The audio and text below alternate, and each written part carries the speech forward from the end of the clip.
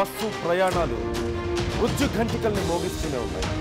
దేశవ్యాప్తంగా ప్రతిరోజు ఎక్కడో ఒక చోట ఏదో ఒక బస్సు ప్రమాదం, కారు ప్రమాదం జరుగుతూ ఉంటే తెలుగు రాష్ట్రాల్లో ముఖ్యంగా ప్రతి 2 రోజులకి ఒక బస్సు ప్రమాదం నమోదవుతున్నటువంటి పరిస్థితి.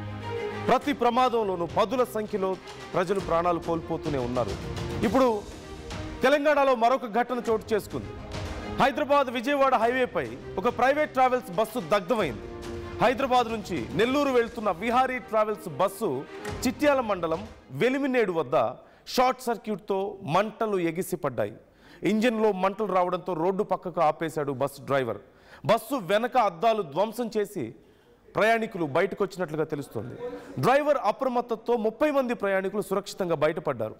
టీ బ్రేక్ నుంచి బయలుదేరిన 10 నిమిషాలకే ఈ బస్సులో ఈ మంటలు చెలరేగినట్లుగా తెలుస్తోంది. 2 ఫైర్ ఇంజిన్లతో మంటలను అదుపు చేసింది ఫైర్ సిబ్బంది. ఒక్కసారి నేను మీకు ఆ విజువల్స్ చూపించే ప్రయత్నం చేస్తున్నాను. ఆ బస్సు ప్రమాదం జరిగిన సమయంలో బస్సులోంచి బయటకు వస్తున్నటువంటి ప్రయాణికులు మీరు ఇక్కడ చూస్తున్నారు. ఓ పక్క మంటలు ఎగిసి పడుతున్నాయి. మరికొద్ది క్షణాల్లో పూర్తిగా బస్సు అంతా కూడా మంటలు వ్యాపించే పరిస్థితులు, ఎవరు బయటికి రాలేని పరిస్థితులు. కానీ వెంటనే బస్సు డ్రైవర్ అప్రమత్తం అవడంతో అందరూ సురక్షితంగా బయటపడ్డారు. 30 మంది ఉన్నారు ఆ సమయంలో బస్సులో. ఏదైనా చిన్న నిర్లక్ష్యం జరిగినా, కొద్దిపాటి లేట్ జరిగినా సరే 30 మంది ప్రాణాలు గాల్లో కలిసిపోయి ఉండేవి. ఈ మంటలకి ఆహుతై ఉండేది. ఇదిగో పూర్తిగా కాలిపోయిన తర్వాత దిస్ ఈజ్ ద సిచ్యువేషన్.